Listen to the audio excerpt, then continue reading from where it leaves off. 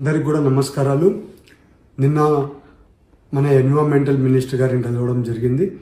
కలిసినాక CEC కూడా చెప్పడం జరిగింది. నేను ఇవాళ సెంట్రల్ ఎంపవర్మెంట్ కమిటీని మెంబర్ని కలవడం జరిగింది. కలిసి మన కొల్లేరు సమస్య గురించి శాశ్వత పరిష్కారం గురించి మాట్లాడితే రిపోర్టు మనకి స్టేట్ గవర్నమెంట్ నుంచి ఈ క్యాబినెట్ అయిపోయిన తక్షణమే సెంట్రల్ గవర్నమెంట్కి వస్తుంది. వాళ్ళకు కూడా ఇన్ఫర్మేషన్ ఉంది. ఇక్కడ ఢిల్లీలో మనము కమిటీ మెంబర్స్ని అడగడం ఏంటంటే రైతుల సమస్యలు కూడా పాజిటివ్గా ఉన్నాయని వాళ్ళు కూడా తెలుసుకున్నారు. ఎందుకంటే వాళ్ళు కూడా మొన్న కొన్ని రోజులు నెల వెనకాల వాళ్ళు కూడా కొల్లేరుకి అంతా కూడా విజిట్ చేశారు. మన ఎమ్మెల్యేలు అందరూ కూడా కలిసి మాట్లాడి వాళ్ళందరికీ కూడా ఇవాళ అవగాహన ఉంది.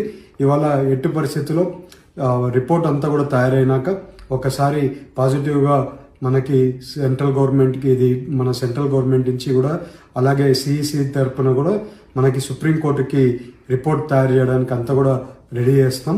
వచ్చే కొన్ని నెలల్లోనే ఒక పాజిటివ్గా సుప్రీంకోర్టుకి ఒక రిపోర్ట్ పోతుంది. ఆ రిపోర్టుని బట్టి సుప్రీంకోర్టు కూడా ఒక ఆదేశాలు ఇవ్వడం జరుగుతుంది.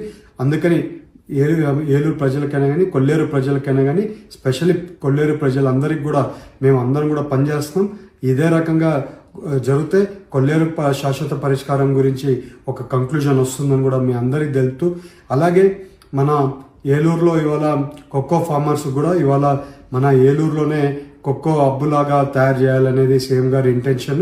అదే రకంగా మనకి కొక్కో ఫార్మర్స్ అందరికి కూడా ఒక శుభవార్త కింద మనం ఇక్కడే కొక్కోని ఒక ఐడెంటిఫికేషన్ ఏరియా కింద ఐడెంటిఫై చేసుకున్నాం. ఏలూరులోనే కొక్కోని ప్రమోట్ చేయడానికి అన్ని పనులు చేస్తామని కూడా మీ అందరికీ తెలుపుతూ అందరికి కూడా నమస్కారాలు, ధన్యవాదాలు.